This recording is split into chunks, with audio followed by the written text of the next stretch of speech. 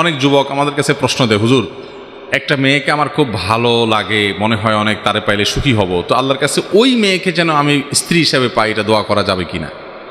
এটা অনেক ছেলে প্রশ্ন করে। আমি বলি, ভাই এই মেয়েকে পাইলে তুমি সুখ পাবা, এই গ্যারান্টি তোমার কে দিল?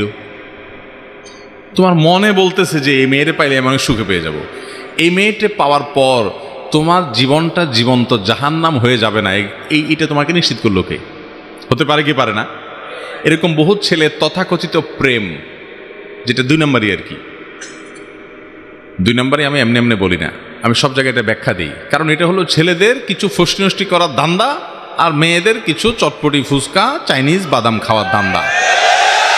মেয়েরা তো বুঝে না, ধরা খায় এই বদমাইশের কাছে। এর পাম্পট্টিমূলক কথাবার্তা শুনে, চোখের পানি দেখে, ভালোবাসা, হান তান, প্রেম প্রীতি, এই সমস্ত 2 নম্বরের কথাবার্তা শুনে বেচারি গলে যায়, তার সব বরবাদ করে ফেলায়।